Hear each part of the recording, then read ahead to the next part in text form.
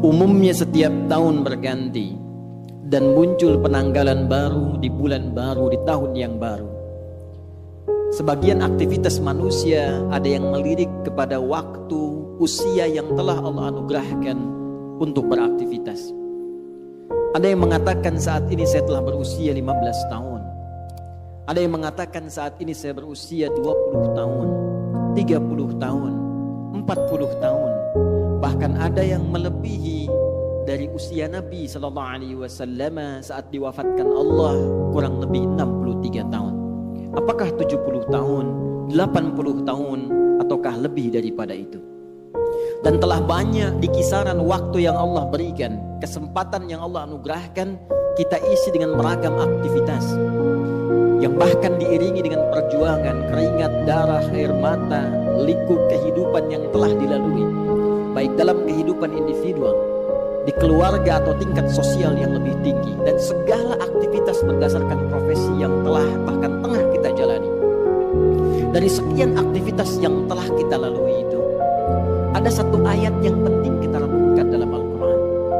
Dan ayat ini secara tajam disampaikan Allah tanpa banyak pembukaan, tanpa banyak iringan yang dalam bahasa manusia mungkin diawali dengan pengantar dan mukaddimah, tapi langsung ditujukan menghujam pada pertanyaan dasar yang dimintakan untuk diresapkan pada setiap jiwa-jiwa manusia, khususnya hamba-hamba Allah yang beriman, dari setiap pergantian waktu yang telah kita lalui, dengan pembuka dan informasi yang telah tadi kami sampaikan. Quran surah ke-59 Al-Hasyr di ayat yang ke-18.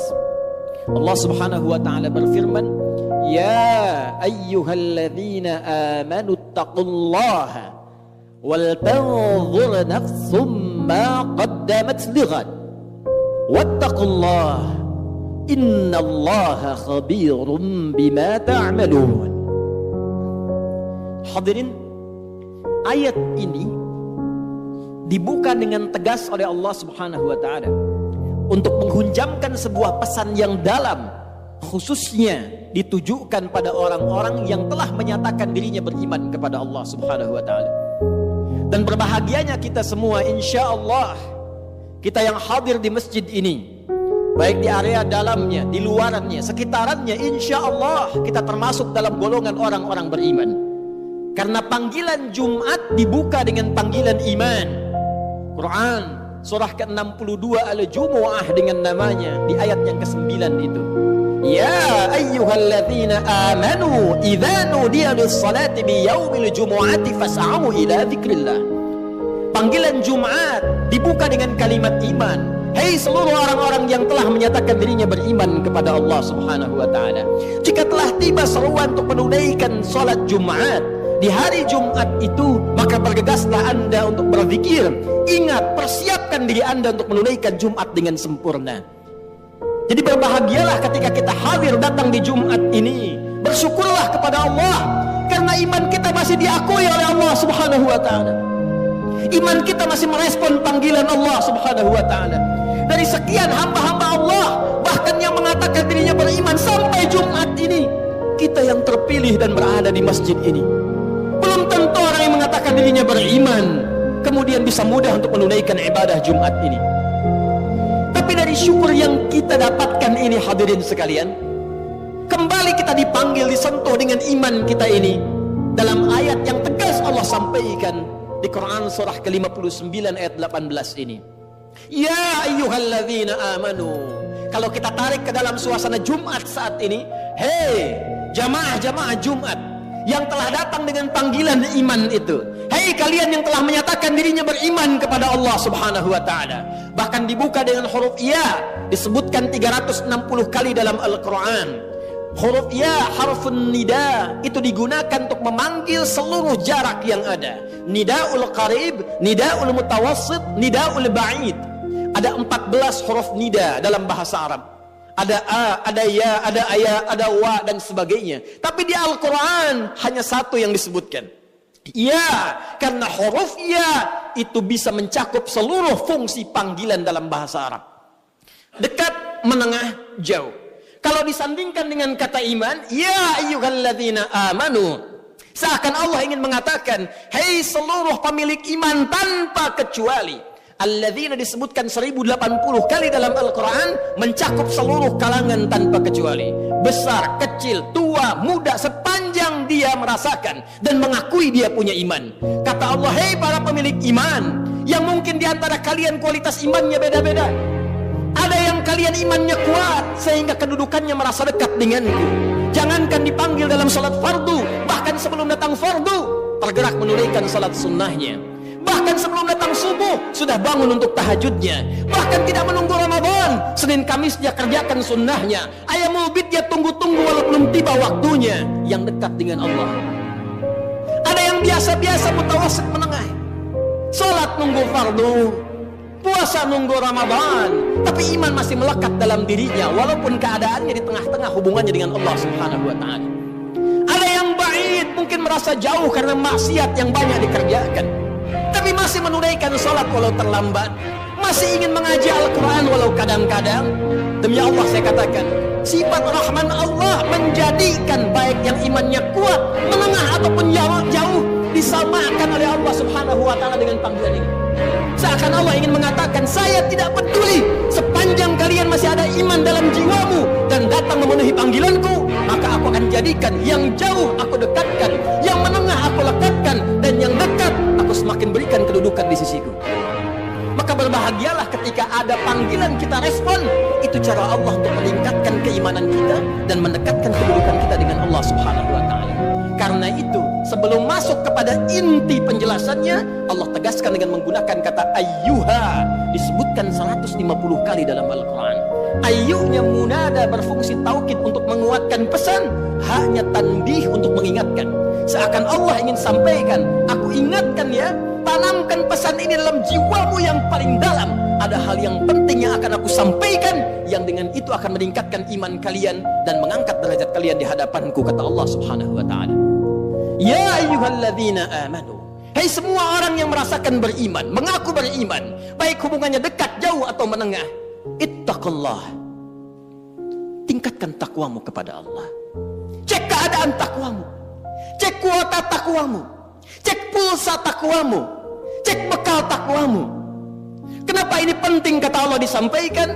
Inilah selanjutnya evaluasi tajam yang dihujamkan dalam hati kita. Perhatikan kalimatnya, wal tanzur nafsum ma qaddamat lighad. Tingkatkan takwamu kepada Allah. Kenapa takwa ini penting ditingkatkan? Kata Allah, coba cek diri kalian yang telah lama menjalani kehidupan.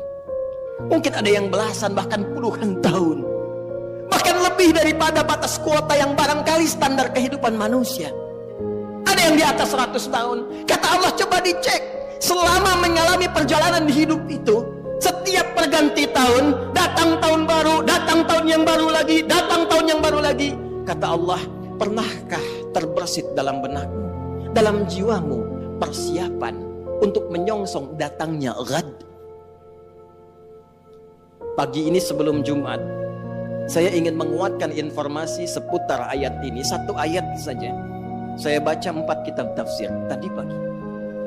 Dari mulai tafsirul Quranil Azim karya Ibnu Katsir rahimahullah, Mafatihul Ghaibnya Ar-Razi, Al-Kasyafnya Zamakhsyari, sampai tafsirul Wasitnya Muhammad Sayyid Tantawi. Demi Allah kami katakan, dari 4 kitab tafsir ini semuanya satu kata dalam menafsirkan ayat ini, dan tidak ada ikhtilaf, perbedaan pendapat di kalangan para ahli tafsir. Semua mengatakan yang dimaksud dengan ghad di sini yaumul qiyamah.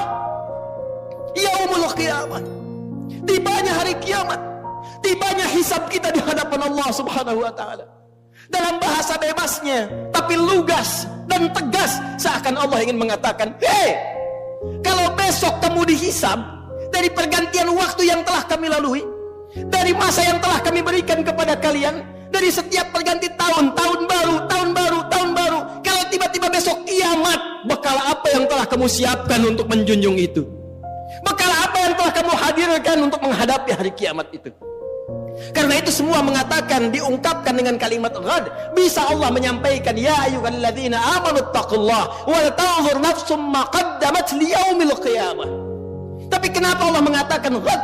yang dalam bahasa kita diartikan besok. Semua ahli tafsir mengatakan litaqrib, untuk menghunjamkan ke dalam jiwa kita rasa seakan itu, bayangkan kiamat kalau besok terjadi di hadapan kita. Bekal apa yang kita bawa?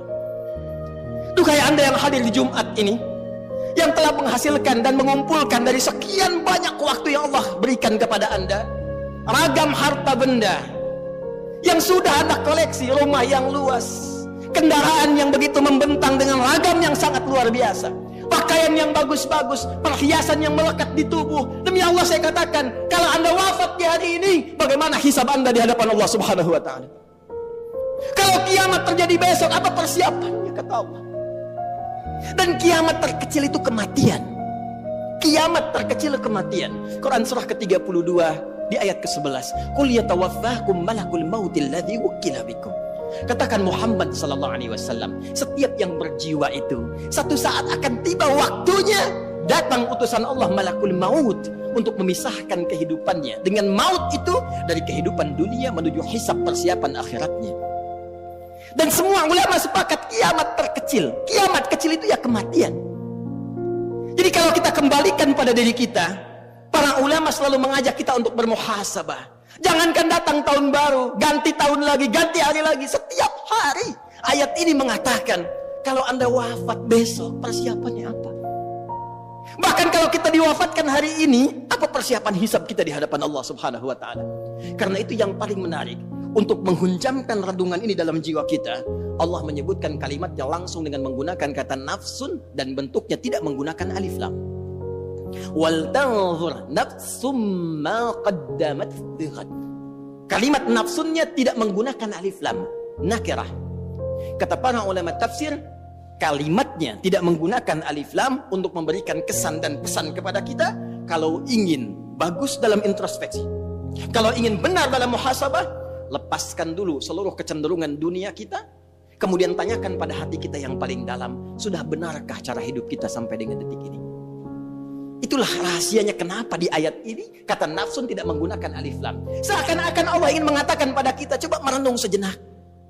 Bukan dengan kembang api itu, bukan dengan petasan itu, bukan dengan pesta itu, tapi dengan jiwa Anda, dengan hati Anda, dengan kolbu Anda, dengan jiwa yang Allah berikan kepada kita. Cobalah kemudian sejenak saja, sepersekian menit kita diam sejenak, tanyakan pada jiwa kita, istafti qalbak. Kemana hidup kita ini? Sudah benarkah puluhan tahun saya beraktivitas? Sudah benarkah puluhan tahun ini misi yang saya emban? Sudah benarkah jalan hidup saya? Bagaimana kalau sekarang saya wafat? Saya berikan rumus cepat. Kalau ada orang masih merasa kurang nyaman, gelisah, dan khawatir bila diwafatkan di saat itu dia merenung, ini sudah fitrah menunjukkan ada kekurangan bekal yang ada dalam jiwanya. Dan merasakan ada bekal yang kurang untuk dibawa pulang. Yang paling mencengangkan dan paling irasional, sudah tahu bekalnya kurang, sudah tahu yang kemarin itu masih banyak kurangnya, kok sisa yang diberikan masih main-main juga? Kok sisa waktu yang diberikan masih belum serius juga? Jadi kalau sampai Jumat ini, sampai detik ini belum mampu merubah kita untuk dekat dengan Allah, Anda butuh berapa Jumat lagi? Anda butuh berapa tahun baru lagi? Apa masih senang hanya dengan urusan dunia Anda rayakan, sementara besok kita berpulang di hadapan Allah Subhanahu wa ta'ala? Ingat akhirat bukan meninggalkan dunia, tapi ingat akhirat mengarahkan anugerah dunia yang Allah berikan kepada kita supaya ditata menjadi kepentingan ibadah.